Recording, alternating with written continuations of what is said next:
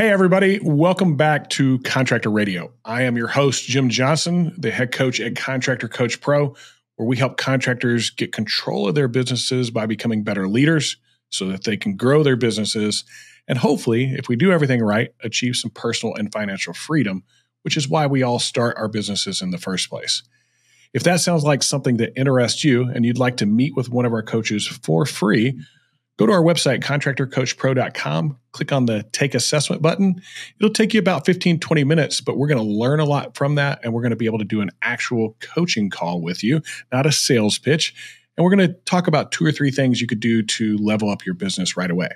If you like coaching, great. We would love to have you as a client. But if it's not a good fit for you, at least we served you well that day and gave you the next 2 or 3 things that you need to be working on in your business to get it to grow. In today's show, I've got somebody that I got to meet a few weeks ago. Really liked him, like super smart guy. They're after something that is uber interesting to me. There's a lot of hubbub about it out there. And so everybody's hearing in our industry, especially in the roofing world, about merger and acquisitions, private equity, going public, consolidation, these things that give us a little bit of pause. Anytime anything changes, things, fear can be a part of that. But I want to talk a little bit about the reality of it today. I want to give you guys some insight in it today. I want our guest to really share with you, because after talking with him for about an hour the other day, he has a great approach to this. What they're doing, I really like, because it's a bunch of contractors. So, without further ado, let's bring on our special guest today, the CEO, the guru, maybe my twin brother if I had a mustache, Josh Sparks. What's up, brother? Good to see you. How are we doing today, Jim? I'm doing well. CEO of Infinity Home Solutions, right? Infinity Home Services. Infinity Home Services. My bad. Sorry about that. I looked it up. We go by IHS. It makes it easier. Those 3-letter acronyms are always easy. So tell us a little bit about your history. Like, how'd you get started in this industry, and kind of maybe the Reader's Digest high-level view of how you've gotten to where you are today? Sure. Give you a little background on myself. I actually, I grew up in Oakland, California. Kind of a tough childhood. I didn't really know my dad. My mom went to jail when I was a kid. When I was 10 years old, actually, I went to foster home, lived there for a couple of years, went to 17 different schools, and found myself living in a suburb of Milwaukee, Wisconsin called West Dallas. It's a very blue-collar subdivision or blue-collar area outside of Milwaukee. Went to a school called Nathan Hale. I've had 2 jobs my entire life. I worked at McDonald's. I got that job when I was 14. I had to help pay the rent. Worked there till I was 17. And then a friend of mine offered me a job roofing. And I had no idea what roofing was all about, but I was making $4.15 an hour at McDonald's. And I figured that this can't be the end all be all. He offered me a job for $9 an hour. And I said, I don't care what I have to do. I'll take the job, because I secretly thought to myself that I might retire as a millionaire on $9 an hour. Yeah, exactly. Of course, I took the job, and I found out why I was making $9 an hour. It's brutally hard work. To get up on the roof the first day, it was June. It's probably 95 degrees. It was just unbelievably painful. But I said, you know what? I'm going to keep doing this. I'm going to stick to it. Actually fell in love with it. After a couple of weeks, I really started. I love being outside. I love working with my hands. And so I learned everything I could about the roofing business over the course of that summer. This is back in 97. And then the very end of the summer, I decided to hand out some flyers. I was an ambitious young man. One single human being found my ad compelling enough to call me. I sold that roof and kind of thus began Infinity Exteriors.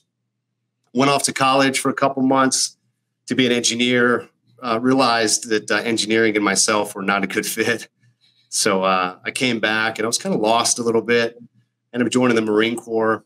The Marine Corps really teaches honor, courage, commitment, or the core values are honor, courage, commitment, perseverance through suffering, and leadership. Decided to bring those traits back to the roofing industry and try to build a life. And, I spent about 3 or 4 years subcontracting from a local roofing company. And I didn't understand business at the time, and I didn't understand, human beings as well as I do now. And I found out that I was working for, just a really unscrupulous contractor. I found that out in 2005. The contractor I was working for really took advantage of an elderly lady. She was in her early 80s.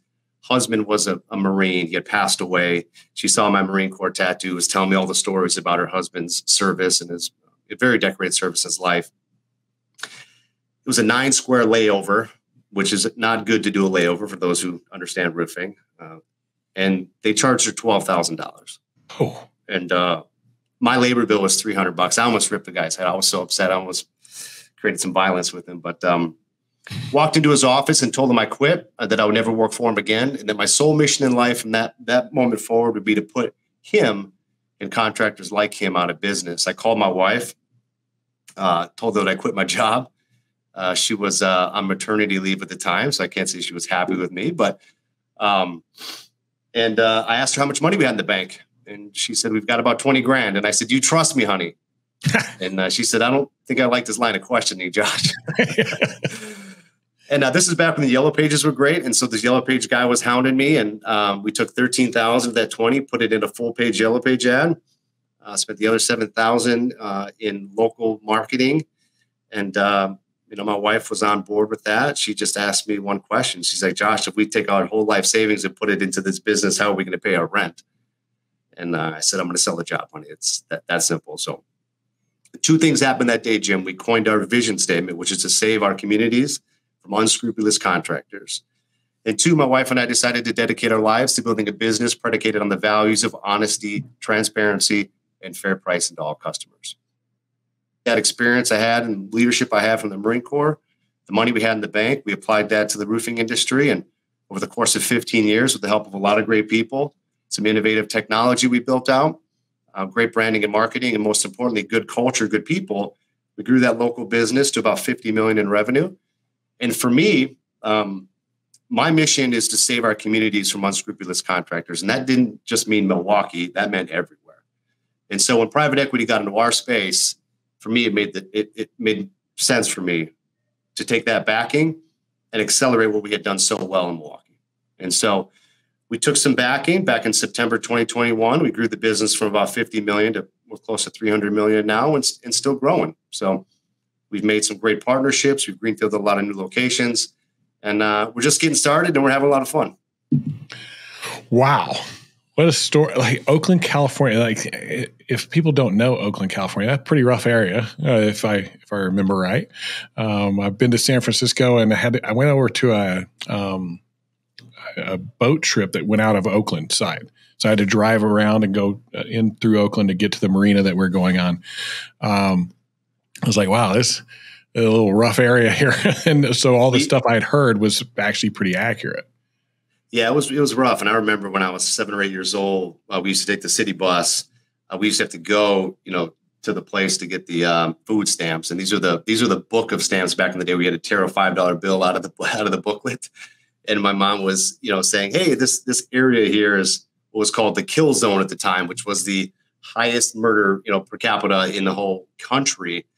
And but she's like, "Don't worry, we live a few blocks outside of it. It's only dangerous when you get in that area. It's not dangerous outside that." But yeah, that was my childhood. But it certainly, nurtured me into the person I am today. So. Yeah, it's like what the American dream story, right? Like the whole tough background, moved to Wisconsin. Like that had to be a bit of a culture shock from California to Wisconsin. It's a little bit chillier in Wisconsin. I lived 18 years in Wisconsin, hence the cheesehead and the Packer. Are you a Packer fan? Of course. Yeah. Oh, okay, good. I wonder if you're a 49ers fan, I don't know if we could be friends. I had a 49ers coat when I was a kid. I had an Oakland coat too, but no, I'm definitely a cheesehead. All right, sweet, good. And so start your own business. And it's gone over several years, like from back in the 90s until 2021. You guys grew it to a 50 million. That is unbelievable. Like, what were the biggest struggles that you went through? And did you notice at certain points throughout that growth where you hit a ceiling or a block or an obstacle? Like, hey, what was that like for you? I would say we're pretty fortunate. We built our business. We started business in 2005. We had a down year in 2008. but economically, the Midwest has been strong for the last 15 years. I never took days off. I didn't take the winters off like a lot of roofers do. They make their money in the summer, in the fall, and then they kind of shut it down for the winter. I always focused on improving my business. I never, counted my eggs, right? Or my chickens, should I say, before they hatched. I always thought that there was improvements that needed to be had in the business. So I focused a lot on reading and personal development and self-discipline, and trying to imbue that leadership on my, second generation of team. And I would say that there wasn't one particular sticking points. I'm a big fan of the Flywheel, Jim Collins' book about, this big mechanical flywheel, and you just push it every day. And, some days you push a little harder than others, but once you get that big flywheel moving, that momentum just carries you. And so I was always looking to improve our technology. We built out a technology in-house, which is fantastic. It's real-time KPIs on every business function, every function unit of your business. I always focus on improving marketing and operational efficiency. So being able to, as you scale, continue to deliver that world-class customer service is really hard. When it's you personally doing 4 or 5 roofs a week, it's pretty simple to call your customers every day. When you're doing 50 roofs a week, it becomes difficult. Yeah, there's a couple things there. The time to work on the business. That's actually kind of one of the benefits of being up north is, hey, you're not going to be putting a roof on in January and February in most cases. And so you get this time, and I think a lot of people just rest or take it easy or relax or whatever you call it, go on a trip to, the Caribbean for a month, whatever it may be. But instead, you took that time to keep improving and working on your. Do you think that was an advantage over maybe some of the others out there? 100%. There's a lot of the folks in this industry. This is a lifestyle business. They make $200,000-$300,000. They'll spend the winter in Florida or doing whatever they want to do, and they'll exhaust that income, and then they'll have to make it again the following year. That was never my mission, Jim. I didn't have any delusions of grandeur to be some multimillionaire when I was a kid. In fact, if I could have signed a union job when I was 18 years old, I probably would have done it. It wasn't until I met Betty and until I started understanding the industry and you read the horror stories. I mean, Better Business Bureau ranks roofing dead last amongst contractors for customer satisfaction because there's so much money available in this industry. And when you put a bunch of money around, what would you call, maybe somewhat unsophisticated players sometimes that like to drink and we'll leave that aside. There's all kinds of things. You can say whatever you want to say on our show. Well, I mean, extracurriculars, drugs, the whole bit, right? Yeah, we know our reputation. They snort away and smoke away and drink away a lot of their profits. That was disappointing. I remember seeing, like, I had a 1982 Chevy pickup truck that I spray painted with a Power Wagner blue, the Infinity Blue. And I see these big fancy trucks with wraps, and I'm like, man, those have to be great businesses. They just really have to be taking care of their customers better than I can. I don't know what they're doing. I didn't know. But then you start realizing that they're not, because you're showing up for estimates when they put a roof on last year and there's no chimney flashing on it, or there's issues that's leaking and they're not calling the customer back. And I started realizing that was the case, and that what we were doing was unique. We were not sacrificing our customers for profit. We were doing the inverse. No matter what happened with that job, if it was something that if the job lost money, it wouldn't matter. It's like, we need to take care of that customer. We need to deliver what we promised. Yeah. I wish everybody had that mentality. I'm actually grateful that something bad happened to you with the elderly lady and that situation, because it gave you some drive. Hey, well, hold on a second. This is just not right. So it didn't sit with you morally or character wise. Now, have you always had that, like, moral fiber to you, or do you think you got that from the Marines while you were there? Well, I think my moral scruples have probably been the same since I was a kid. My mom having the problems that she had, being addicted to drugs, didn't stop the fact that she was a great human being and she was a great person, and she imbued that character on myself and my brother and my sister.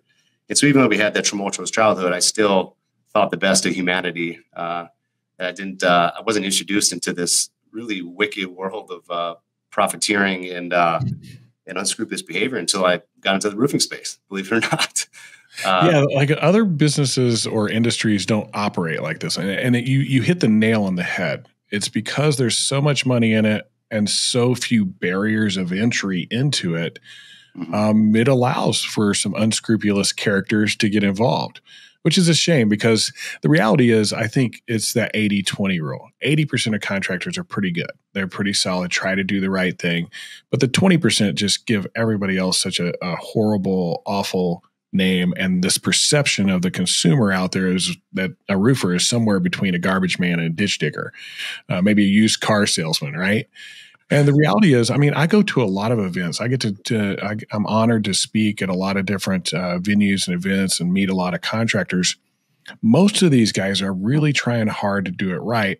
They may lack some knowledge and some business acumen, some financial acumen, things like that, but they're at least trying to do it right. And then they get themselves into a position where, because of the lack of business and financial acumen, they're running into some areas that cause them issues and they have to make some decisions. And a lot of times they make a poor decision. They don't have the cash flow to do the work they're obtaining. And so they start making poor decisions there.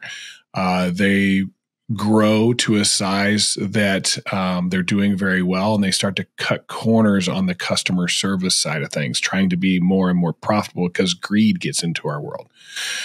I love the fact that your whole thing is to get the unscrupulous contractor out of this industry, and that you're so driven to it. I think that's what led to you spending the time over the winter to grow your thing and to help and serve more people. Is that a fair assessment? I think you hit it right on the head, Jim. I cared about my customer. I cared about the human beings that were working for me, developing them, giving them a long-term career. I had to grow the business. Growth has to be, sometimes it's accidental, but the best growth is intentional. Like I always had a plan. I always had a written plan of where I wanted to be out of that winter and going to the next year, 3 and 5 years down the road. And I would map that on to what I need to improve on my own and how I needed my team to improve. And we'd come together and we put a really strong plan together. We'd take action items and then we'd actually go out and execute. And that's part of it. Where did you learn? Because that's not something natural for most people, to plan and like execute a plan. And where'd you learn that aspect of being a business person? And is there anything in particular that you either read or attended or became a part of that helped you with that? That is a wonderful and great question, Jim. And I couldn't tell you exactly when I started. I think it probably back when maybe 2010, 2011, we were doing just over 10 million in revenue. And I feel like I stumbled to 10 million and like, okay, I'm doing things kind of right, but I'm not quite sure. And then I started reading, I think I read the Traction book, the EOS Traction. I started reading Jim Collins, Patrick Lencioni. I started reading some books. And from there, I just started formulating a structure going forward. But for me, it was always about self-improvement every day. So like I'm a big person on discipline. I'm up at 4:30 every morning. I do my cardio. I lift weights. I study longevity. I'm a big fan of Peter Attia and Andrew Huberman. I do my ice bath in the morning, which is absolutely terrible, but I hate it, but I do it anyways. So do I. I got an ice bath every morning. And then I'm very intentional. I read an hour a day, and I put that into practice, and that's what's important. And so intentional with my own actions, and then intentional with the people that I'm in charge of. I don't want to gloss over that. There's a lot that you're saying there that I don't want the listeners to miss. You're intentional, you're disciplined, you're growth oriented. You spend time on yourself. Like you said, you read an hour a day. I bet you less than 2% of the population reads an hour a day. And then the key part was the applying it like that. There's all kinds of people that have knowledge, but there's not a lot of people that have wisdom and discernment to actually use it. So I'm a big fan. Like all the stuff you're ticking them off. Like I don't get up at 4:30. I have 5:30. All right, so I get an hour later than you, but I do a very similar thing. I get up, I do devotional, I study the Bible, I do my cold plunge, I get my exercise in. I I actually meditate, like very similar type things, right? And I think a lot of that is this self-work creates your outwork. Like this idea that working on ourselves improves ourselves so that we can pour out into others. Do you see it that way? Absolutely. I feel so. I also meditate. I'm a big fan of Marcus Aurelius, Stoic meditation. Reading a bunch of Ryan Holiday. But I feel that it's a requirement for me right now, Jim. I have a mission to save our communities from unscrupulous contractor. That includes going to every corner of the world, and I won't get there, and I won't be able to lead this organization. I have a lot of responsibility. I went from installing my first shingle in '97 to growing a local roofing company to now being the CEO of a very fast growing, what will be $1 billion business in short order. It's my responsibility to make sure that I'm ahead of the curve and that I'm doing everything that I can from a personal development side to make sure that I am the best person for this role. And you can't do that by phoning it in. I really hate interrupting these videos, but I've got some important information for you. If you haven't tried out Atlas Shingles, you should, because they put you first as a contractor. They want to give you a competitive advantage out in the field so that you can win more sales and be more profitable. Check out Atlas in your local area, find your local rep, get hooked up with them today, and start making more money tomorrow. So let's talk about that for a minute. So you get to 50 million.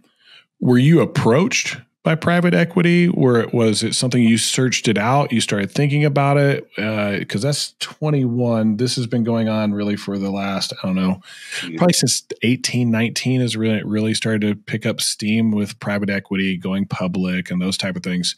Yeah. Which way did it go? Them going to you or you going to them? Yeah, so I had no intention of selling my business, none whatsoever. I didn't want financial engineers to come in and be beholden to stakeholder capitalism and shareholders and profit as being the why. If you look at Simon Sinek's, I don't know if you've ever seen a lot of his talks, but he's got a book called Start with Why.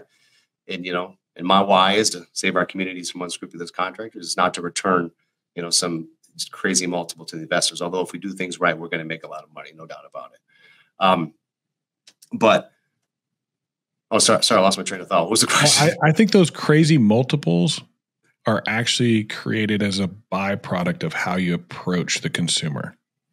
I think those crazy multiples happen because of what you do, not because of how you run the KPIs and the numbers and the shareholders. You asked me, did I seek out PE? Did PE come to me? And so again, I had really no intention. I had greenfielded, had opened up 3 locations. We were doing really well.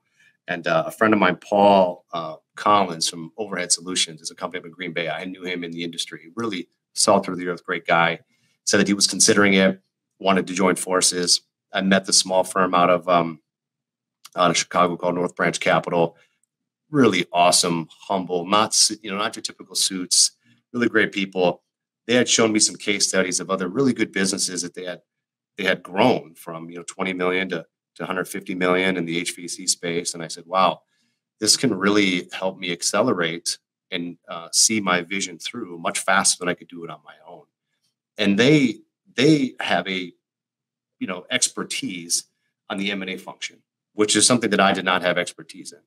And there's no way I was going to be able to do it on my own. And so I talked to them, and I retained a very big piece of the business because for me, I wasn't looking for a payday. I wasn't looking to cash out and move on. I was looking for support on how I can continue my mission of saving our communities from unscrupulous contractors. So they approached me, vetted the process. I partnered with them, and 60 days later, we were partners, and we put a 5-year goal together, and we hit that goal in 8 months. So. Wow. Yeah. And so what did they bring to the table that you didn't have already? So I had the marketing side. We hired a CFO, a really, really fantastic CFO. He was the CEO of a company called Brand Safeway, scaffolding fall protection business, $6 billion portco of CD&R. He did 14 buy-side transactions, M&A transactions. I didn't have the M&A experience. I had the operating experience. I'm a roofer. I know how to take a business from 0 to 50 million. I understand the difficulties of companies that are going from 10 to 20 million. I know what those operational struggles are going to be. I know what the system struggles are going to be. So that's where my expertise is. My expertise is not in the M&A side. You know, M&A is a full-on separate function. It's diligence process. It's Q of E. It's understanding tax. It's understanding business structure. It's all the attorneys. It's purchase agreements. There's a lot going on there. What North Branch was able to do is bring me in front of an entrepreneur and say, hey, what are your goals in life? What are you trying to accomplish? And when they said back to me, I care about my people. I care about my name and my business. I want to learn how to accelerate my business to double, triple it in size. And I want the support to be able to do that. Then they became our partner. And then the PE firm would basically handle the transactional part of it. But then once it's through the transaction, now they integrate with us and now we become partners. So that was their function. Gotcha. So two different complete expertise, being able to handle the actual joining through the legal aspect, all the paperwork, the vetting, all discovery, all the stuff that goes into that. You're more on the cultural side. Was it a good fit? Number one, like, do these people actually fit us and after a similar thing? And I can help them because of my experience grow that business to be whatever they need it to be. So, what was the next step, or was there one? Has it still been that the whole time, or has anything else happened? Yeah, I mean, what I like to say is, you know, I understood how to grow my business to where I had grown it to. I knew how to grow a $50 million business. And when I talk to these entrepreneurs, I like to say that they're helming a ship, with icebergs ahead. And it's a dim lit ship because most of these entrepreneurs who are growing their businesses are roughly at the top of their expertise. They're at the very top of where they've ever operated the business at, from a leadership perspective, from a growth perspective. And so what I say is, look, I understand what it takes to build from 100 or from 10 million to 50 million. I can brighten that light for you. I know what's on the other side. I've been there multiple times, more than one business. So I know how to get there. I don't know how to grow a business to $1 billion, but these firms do.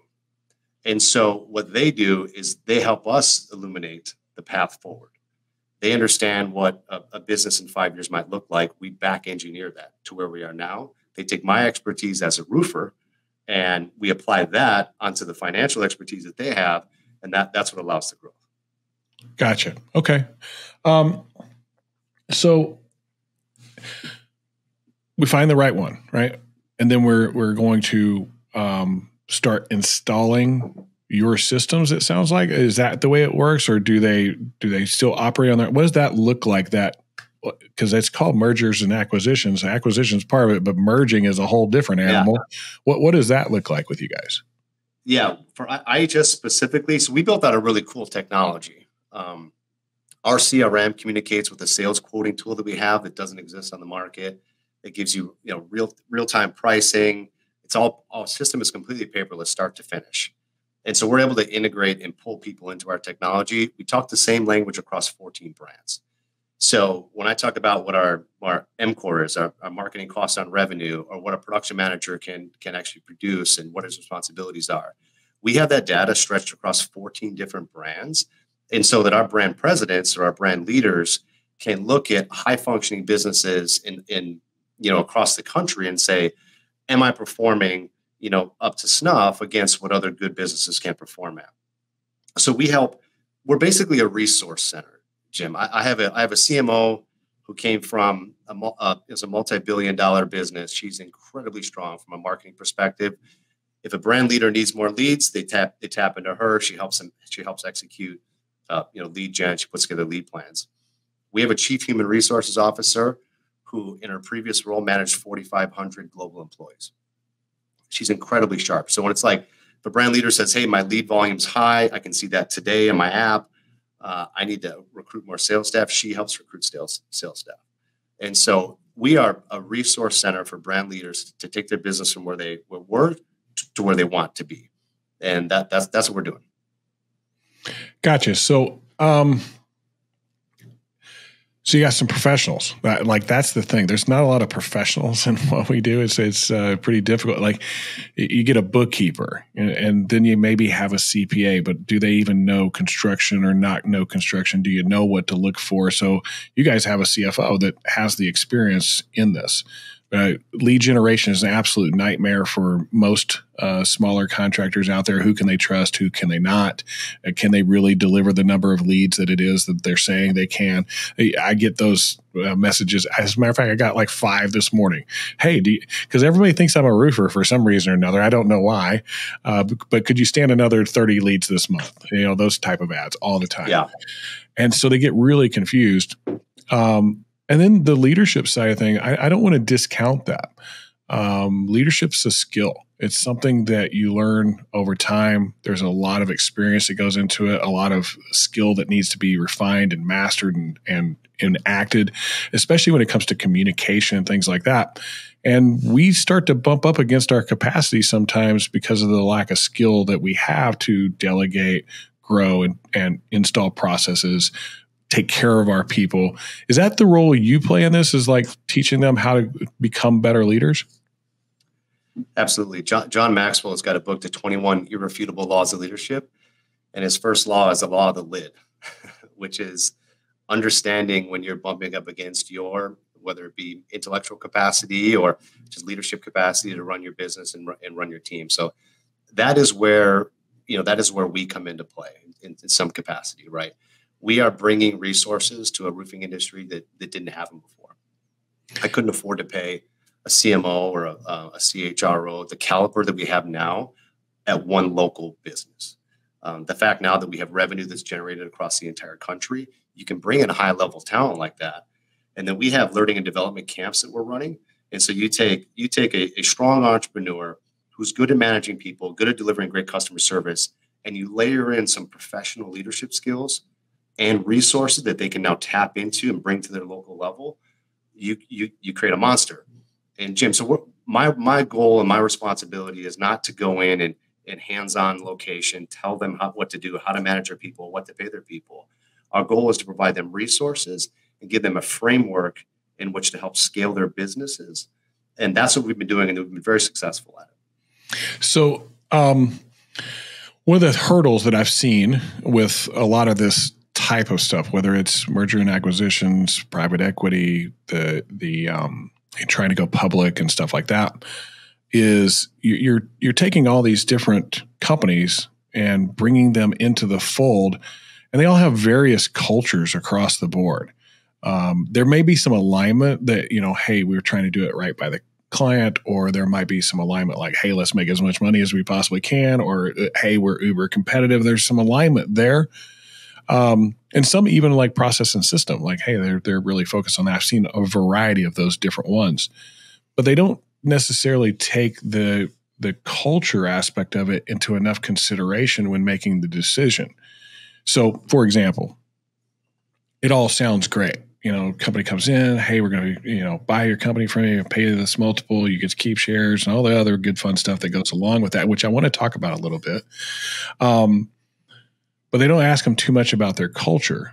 And so human behavior, the way we are, we start seeing numbers and this whole greed thing gets involved. And that kind of stuff can happen to us. Even if you're like a super faith-based company, you still, we want to make money too. And then you get involved and you find out it's a different thing. It's not what you thought it was. Your cultures are very different. How do you guys manage that part of it? That's a great question. I would say that this is why, if you're considering selling your business, you need to ask very pointed questions. We have 14 brands. I would encourage you, if you are interested in joining IHS, to talk to every single one of our brand presidents to understand what the dynamic is before, during, and after the transaction, because it's very important. We do not mislead people. We are very selective. Culture is not one thing. It is the only thing with our organization. I'm truly on a mission, Jim, to save our communities from unscrupulous contractors. I cannot do that by partnering with unscrupulous contractors. Our companies, right? Or companies that money is the primary goal of the operation, right? Typically, the contractors that join us, the first two things they always, if they don't ask this, are typically a problem. One is what happens to my brand name, and two is what happens to my people. If the first thing they say is, what multiple are you going to pay me? How much am I going to make? And how soon can I leave? Hey, there's PE firms that'll buy you because there's different strategies than ours. But ours is centered on saving our communities from unscrupulous contractors. And I'll tell you how we created a culture of one. So we have an IHS One newsletter we send out. I do internal podcasts with all of our team. All of our 600 employees have access to and know. But we had the 9 foundational brands that we brought to Las Vegas last year. All of us together came in for a Q4 meeting, and we created our culture, our brand culture growth statements. We created our mission statement, which is to install peace of mind. We created our values, which is IHS, integrity, hard work, and service. We created them together as a group. And then we took that back to our individual locations, and then we imbued and inculcated our folks with that brand because we decided that's our culture together as a group. And that's pretty awesome. That's really how, we're different than a lot of these other folks. Private equity is inundating our space, and they are aggregating EBITDA. This is a math function. It's like this company plus this company plus this company equals a higher number than these 3 individual, and therefore we're going to exit. There's going to be some winners and losers here, and a lot of those that think that way are going to be losers because they're going to realize there's no buyer on the other side. These PE firms are smarter than some of us think. They're not going to buy a loose collection of disgruntled, arguing roofing companies across the country with no clear, hyper-focused strategy. It's just they're not going to be able to exit. What we've been able to do is we grew in 12 months from 50 to 200 million. We exited to larger private equity firms, and now we have a growth a plan to grow to the next level. And it's a very hyper-focused plan. That's what I was wondering, if the original firm that helped you get to, beyond 50 million up to, I think you said 200 million, they exited and we're now bought. Well, how does that work? What does that look like? Yeah. So they owned a portion of IHS, and they have a fund, which they're a small middle market private equity company. So their fund size is like 150 to 200 million. Which I know seems crazy, but that's a relatively small fund. Yeah, that's a pretty small one. Yeah, and as we scaled, they no longer had the operational capacity, so they couldn't help us improve our business anymore, and they didn't have the capital resource to help us acquire the businesses that we need to acquire. So at that point in time, they wanted to share off a percentage or sell off a percentage of their stock to larger firms that could help us. So we have 2 firms now, Lightbay Capital and Freeman Spogli. They're based out of LA and New York. Freeman Spogli has built, and the reason we partnered with them is because of the legacy brands that they've built. I mean, they have partnered with, Mattress Firm, took that company public, Floor and Decor, Batteries Plus, Popeye's Chicken, Cinnabon, Advanced Auto Parts. You're talking names, brands that have not only stood the test of time, they're thriving today. That's who our partner is. And so our partner is not a company. It's like just buy a bunch of roofing companies, whether they're storm, commercial. I don't care if they do decks, they do interior baths. Let's just buy them and let's try to sell them off.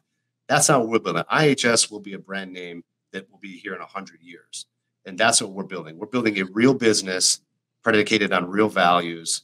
And yes, we'll make money because we're doing things right, but that's not the sole purpose. It sounds like you also brought on more resources. Like they have more capabilities than the small to mid market. Like you can go really big with these guys. Yeah, and the cool thing is, so not only do we have our internal team, Jim, my CMO, my CFO, they have operating partners, and so I have about 30 operating partners who work directly for my private equity companies, who have unbelievable skill sets. Like at Freeman Spogli, they have a CMO kind of partner. And she was an executive at Walmart. She was one of the executives at Jet.com. So she is phenomenal at this type of stuff.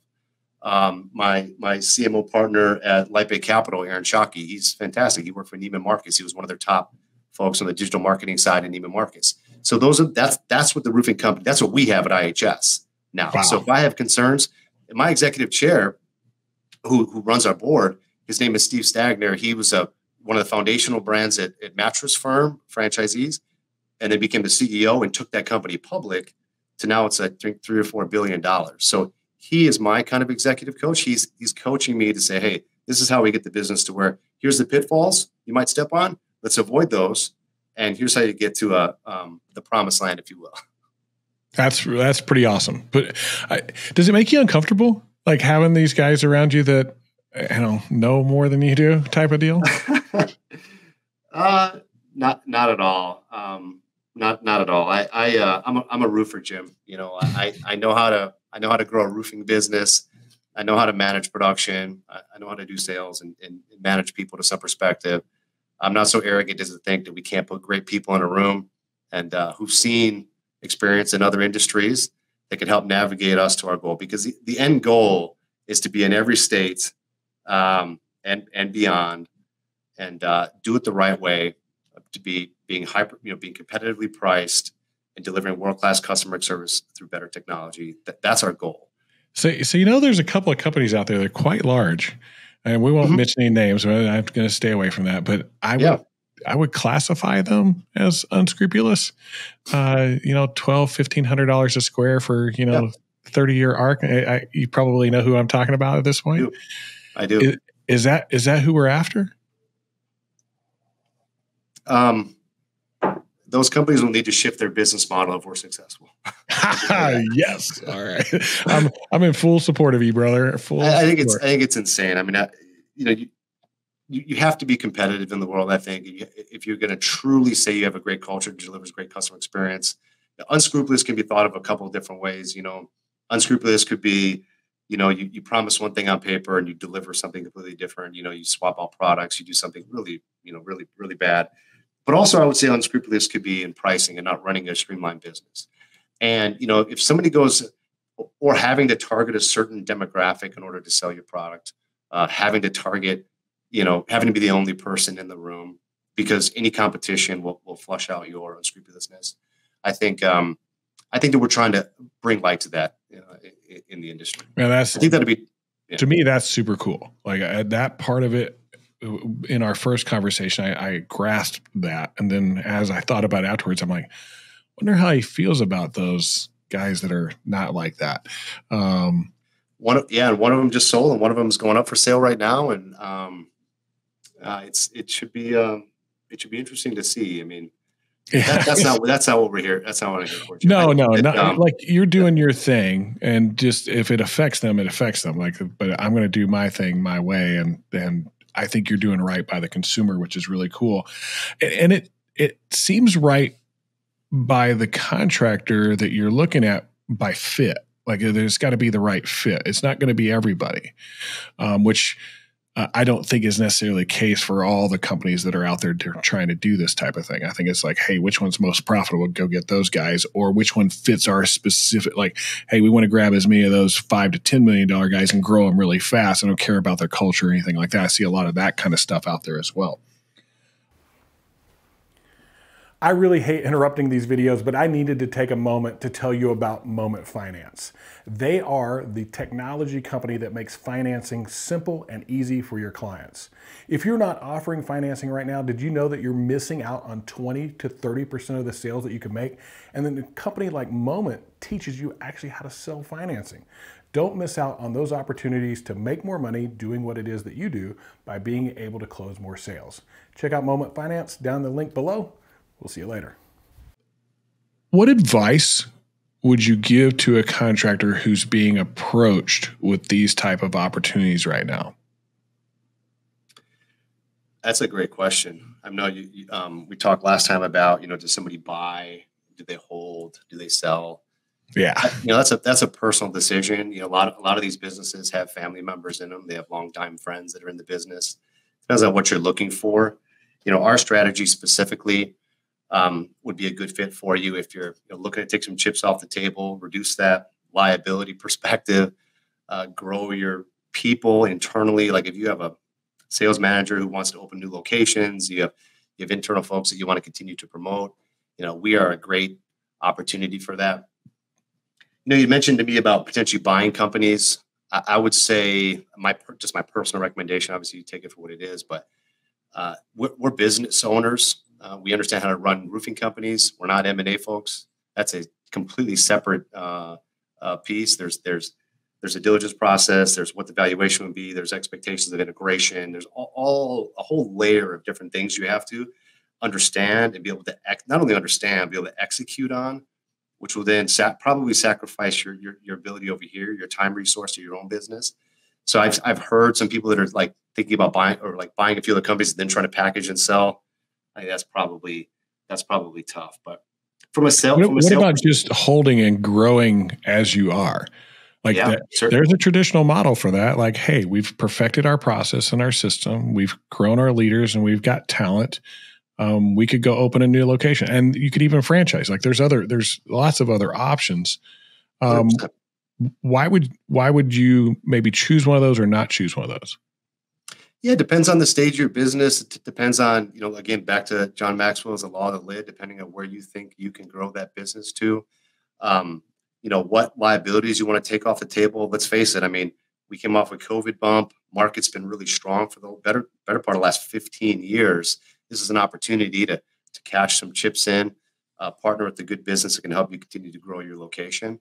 But yeah, there's certainly something to be said about holding your business longer and trying to flush out the details, hiring a coach like you, Jim, and appreciate that. Plug, I'll pay you the money later. No, just kidding. Yeah. Growing your revenue a little bit more. And I would say that this is an interesting time insofar as multiples on roofing companies have gone skyrocketed.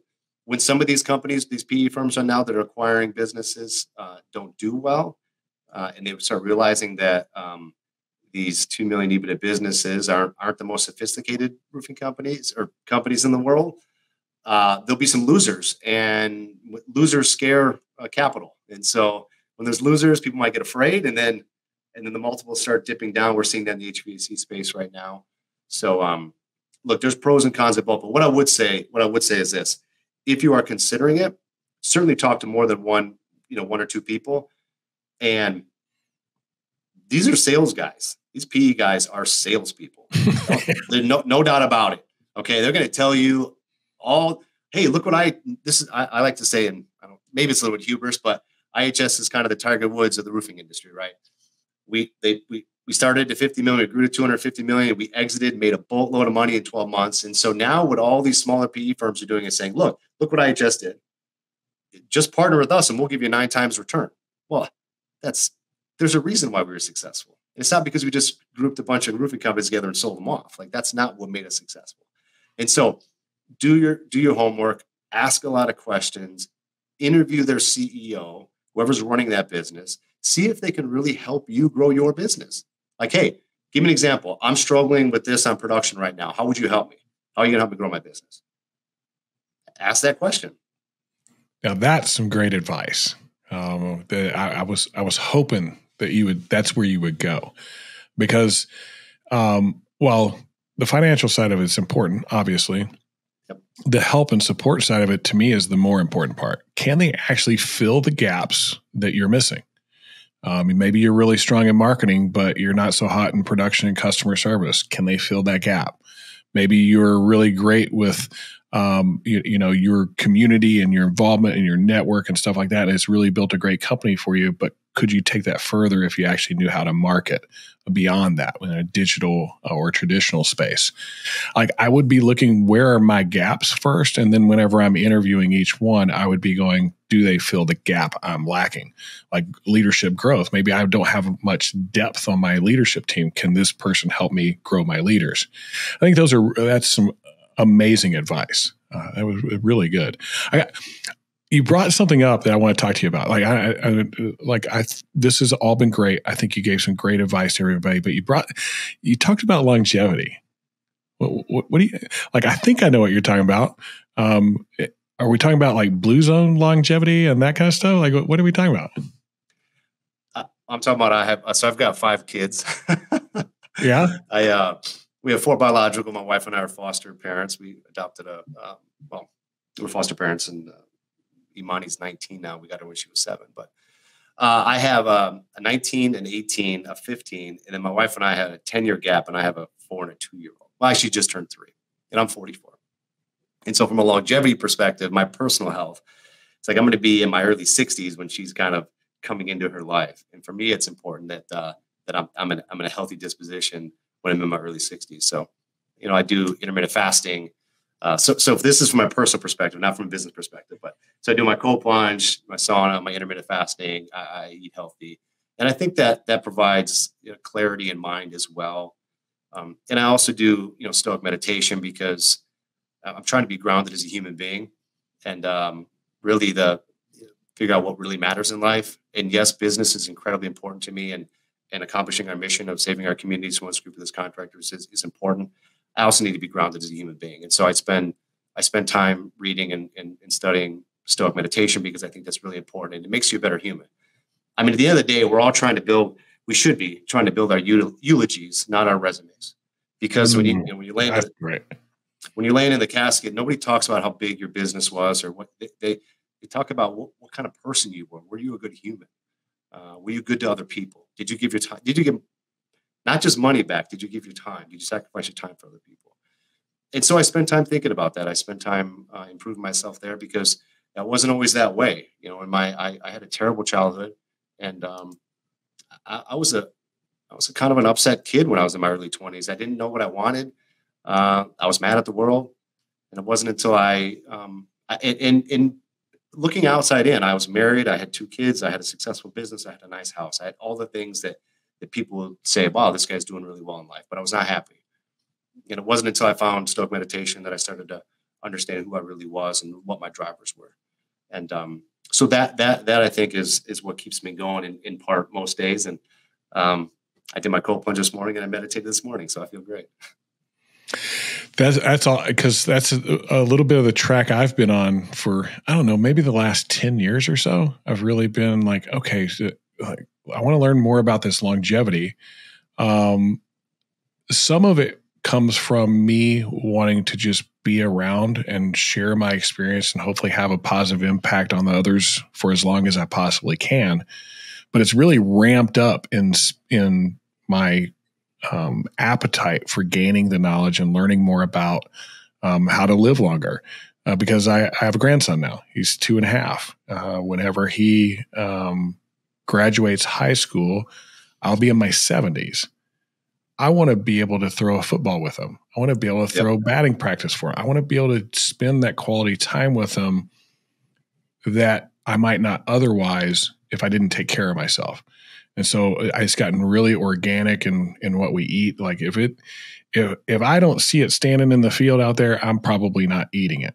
If I don't see it growing in the field over there, I want to be as close to the source as I possibly can. I don't know if you've read this book before. It's called Deep Nutrition. Have you ever read that book? I have not. No. Sounds like one right up your alley because you like to read. Because it's more like a college type book than like a joyful reading type book. But there's a lot. Like I don't put vegetable oil in my body anymore because of that book. Like it will not enter me. And so, and where a lot of that comes from is they've studied these groups of people that live in blue zones, where the highest average of centurions is people that live over 100 years old. And the commonalities aren't necessarily like a lot of people talk about the Okinawan diet because that's one of the blue zones. Well, that diet is kind of built for them where they live. It's generational for eons. But there's people over there in Sardinia. That's the other one, right? That's one of the other blue zones. They're eating a totally different diet, and it's not the same thing. But they're all living this long. So is it the diet? No, it's the source. Like it's natural. It's as close to the source as it can possibly be. There's been a lot of studies done on this. I mean, obviously it has a lot to do with your genetics and your epigenetics, but Peter Attia wrote a book called Outlived, which is a really, really good book. So I'd recommend that book. But total caloric intake is a huge determinant of longevity. And so typically smaller humans who eat less. I used to be pissed that I was 5'10". I'm like, I'm cool with it. Like, it's good. Yeah. Those tall people, they ain't going to be around. I was a competitive power lifter, for a long time, but I walked around at 220 pounds for the better part of 15 years, and I'm starting to lose weight now. I'm like, I got to lose a little weight. I can't keep eating so much protein. Yeah. This is pretty wild walking down the same path. But I can remember a time in my life where I didn't care. Seriously, it was like, hey, I just want to get through this. Like whatever that is. If I die tomorrow, oh, good. Like I'm glad. I don't know what it was really that shifted for me. I haven't been able to put my finger on that one thing. I just know that I need to be here longer for as long as I possibly can to take care of this temple that was given to me, right? Like I want to take care of that thing. And if I take care of that thing, and not just like the nutrition and exercise part of it, but the knowledge and the study and the growth mentally, and in my own heart, like what am I actually open to, and being humble about all of it. Like this idea that I really don't know all that much. I'm one step from stupid. You can walk in a library at any point and realize how dumb you really are. It's just, there's so much knowledge that's out there. Was there something that like flipped a trigger? Was it the kids and like how young they are? Or what tripped your trigger on that? That's funny. You talk about the Dunning-Kruger effect. So typically the less intelligent you are, the more certain you are of what you know. And then the more intelligent you are, the more you realize you don't know. So you and I both fall in that camp where there's still a lot of information that I would love to pursue. Since I was 19, since I got out of the Marine Corps, I was always focused on fitness and in health and understanding that. And the dynamics of what's healthy has really changed a little bit over time. And I went from, being, muscularly, pretty strong and eating healthy and being fit, what I thought to be fit. Now that I'm 44, that shifts a little, right? So I've got a 3-year-old daughter, and it's okay. So I want to be athletic. I don't want to have all this muscle around carrying that I got to feed, because, feeding that, my internal organs, it takes, puts pressure on those. So for me, probably a handful of years ago is when I started to really cognitively, pay attention to total caloric intake and really put more of a long-term plan together. So when I'm 70, 75, hopefully 80, I'm in good shape and can throw football, just like you. Yeah. Like that, to me, that's pretty cool to go beyond just your children to your grandchildren, like having that. And I think the thing that really drove was the passing of my grandfather. I was very fortunate that my mom had me when I was young, and I had my kids when I was young. So my kids got to know not just their grandparents, but their great-grandparents. And I think there was a lot of value in seeing that depth of knowledge, experience, understanding. The thing I know about my grandfather is like, guy never made more than $24,000 a year in his life. And he was the happiest human being on the planet. So serving, so giving, so hard. And like he's military. Like there's a hard part of him too. I want to be able to be like, I had him until I was 42 in my life. He did physical activity things with me until I was 35. Like we go fly fishing and do stuff like that. I want to do that. I want to, like, he passed on so much to me that's so valuable to me. I don't want to take that away from my own grandkids. Like, I just think that's super cool. I didn't know that about you. I didn't like that. That's one of those things. And I'm sorry, listeners, I got a little selfish here. Like I wanted to learn a little bit more about that. Hopefully you guys go, well, wait a minute. Maybe I should think about some of that stuff too. And I think we start thinking about that when we get older. We just do. I talk about it all the time. I think it's so important. Everybody, I think probably get tired of me talking about Stoic meditation and about fitness. But look, I think it's important. It's really changed my life for the better. It's allowed me to be more centered as a human being. And I think it's important that, look, if you're an entrepreneur and you're leading a business, you're leading a group of people, yeah. It's stressful and it's not easy. And you don't want it to, dictate your life. You are not one with your thoughts. Most people don't understand that. And it's you have to be able to make them separable and be able to pursue excellence, be able to work really, really hard, but then be able to remove yourself from that and enjoy the life that we live. Because that's the fun part to me. The working hard on myself That's the fun part. Like, there's not a destination. Like, I don't know where it ends. Like, it ends when day I die, I guess. Right. Like, it's like, I don't have this like plan in my head that I'm going to be this thing or whatever. It's like every day I'm going to grow a little bit, every single day. Whatever that turns out to be, that's cool with me. Yeah, this has been a great conversation. Just so you know, John, thank you for, I know you're a busy dude. So huge appreciation for taking some time out with us today, navigating some of these questions that these guys have out there. I do want to hit on one last subject. Should everybody be scared? Like this consolidation thing? Should everybody, like, there's been some of that out there, this fear mongering, like, hey, there's going to be 60 companies when it's all, I saw a post about that. Like, there's going to be 60 companies left when it's all said and done, and you better get on track or you're going to get left behind. How do you feel about that? I think that's, so I got a couple takes on that. I think that's probably a little bit fear mongering, right? I think if you look at the HVAC space right now, they've been rolling up for 10 years, and I think they're like 10% consolidated. So there's still room for small businesses. I would say that institutionally, and this is where I may say that we could drive some competitiveness, is that because our business is focused on delivering world-class customer service at competitive prices, it's going to be a little more difficult to compete against an IHS company that would be competing against those other two you talked about, because their pricing is way up here and it's inconsequential. But I wouldn't make that one of the decisions to sell. One of your decisions to sell should not be predicated on fear of somebody coming out and dominating your market. Although if you do a SWOT analysis in your local market and you say, what are our strengths, what are our weaknesses, opportunities, and threats, over in that threats column will probably be a business that is of scale, that has a good sales program, that is operationally very efficient, that gets a good buying power because they're buying $50, $60 million a year from the distributors. That would probably be in the threat column. Not to say it's not overcomable, but it's there. And so it's something you would think about. Yeah, that's exactly how I would look at it. I think a SWOT exercise is a great, and I think there's also the weaknesses part of it. Like, what are my gaps? Where are those that would probably help you make some of those decisions? Where are strengths? Like, do they create some opportunities that others may not have because we have these?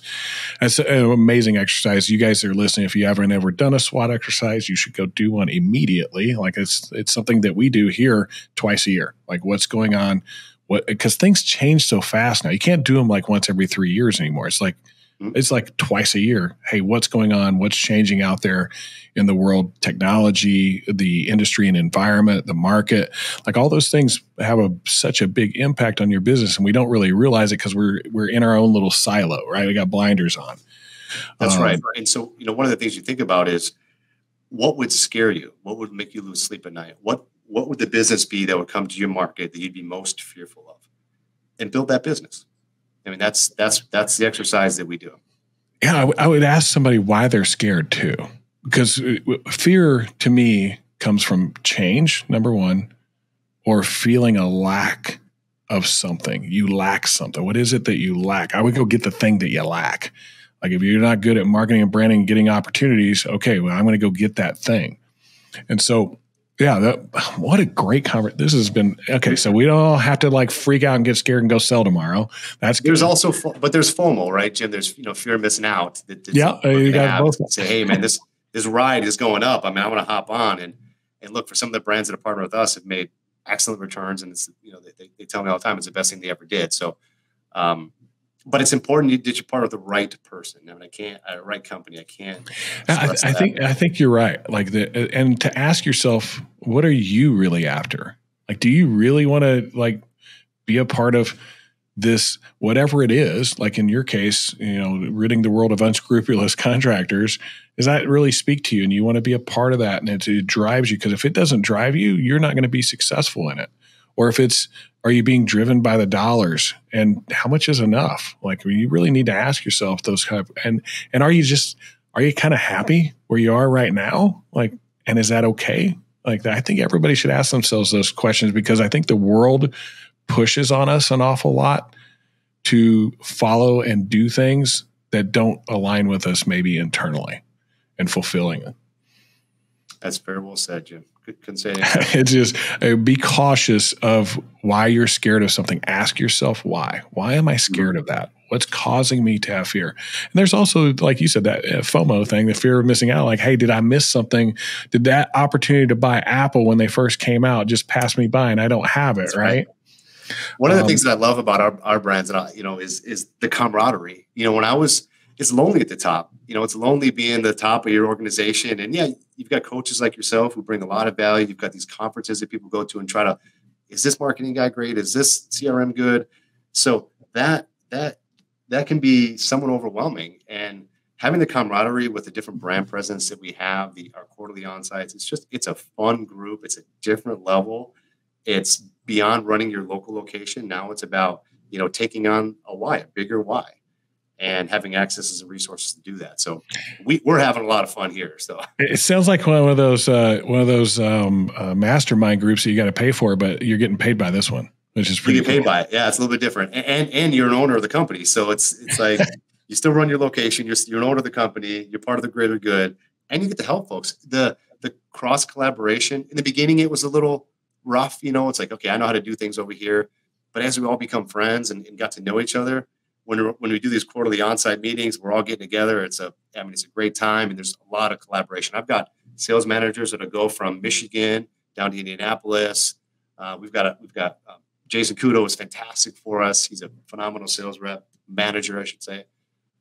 He does training across the platform. So yeah, we have a lot of cross collaboration. It's been fun. It's really cool. Josh, hey, man, thank you for being on the show today. I wish I could talk to you all day. It sounds like you're a guy I'd like to hang out with. Like, I would just like to hang out and have a good time. But man, what you guys are doing, I've seen a lot of these. If there was one I would seriously investigate, it'd be this one, to be honest with you. I'm not just saying that because you're on my show or anything. That's why I have you on my show. And if anybody's watched my show, I haven't had any of the others on because I'm like, not a fan. But got to meet you guys. I know some of the people involved in your organization. I've known them for many years. They're believers, so I wanted to find out more, and I appreciate you taking the time today. I love it, Jim. More than happy to swing down and visit you in your home state as well. So here's the deal. Like in January and February, it sucks up there. So come hang out down here. We'll go fly fishing, have a good time. It's kind of where I live is what they call the Texas vacation spot. If you live in Texas, where you come during the summertime, if you're not going to leave the country, or Packer game. Now you got me. Okay, I'm coming in. I didn't take much. Anytime I get a chance to go to a Packer game, I'm in. Awesome. Man, thank you very much. Have a great day. I can't wait to build this relationship a little further with you and get to know you a little bit better. Same, Jay. Thank you very much, man. Appreciate it. All right. Thank you. Take care. All right, guys. What a great show. Josh Sparks, IHS CEO. Like the CEO jumped on with us today of a $300 million company. That's pretty cool. He made time for it because he actually does care. He gives a crap about what the consumer is getting from the providers that are working on their homes, that he doesn't want to see people taken advantage of. And that's not just the consumer, but us as contractors. So if you need to reach out to Josh, you can get a hold of me. You just message me here at Contractor Radio. You can find us on Facebook or Instagram, any of those places. I'll give you my email. It's head coach, like the guy that runs a football team, at contractorcoachpro.com. You can get a hold of me there. And we'll get a hold of Josh's information. We'll put that in the show notes. It's been awesome to grow some of our businesses the way we have from, $1 to $3 million up into 15, 20, $30 million. And to see them starting to navigate this whole mergers and acquisitions and private equity and those type of things. If that's something that you're trying to do, you're trying to grow your business, you see this opportunity that's in our industry, don't do it out of fear, but do it out of genuine, I want to be a part of something special to serve others well. Get a hold of us. We help put those systems and processes in place to position you to have those choices if you want to have that choice available to you.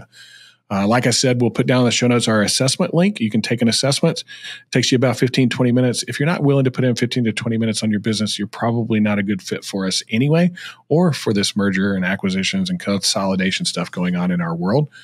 But if you will, we'll hop on for a free coaching call and we'll really coach you. and we'll look at your assessment. We'll identify 2 or 3 things that we could probably help you with or that you could do on your own right away to level up your business. If you like coaching and want to become one of our clients, it's awesome. If not, on the other hand, we've served you well and helped you grow yourself and your business. Thank you guys very much for hanging out with us on Contractor Radio. We'll see you on our next episode.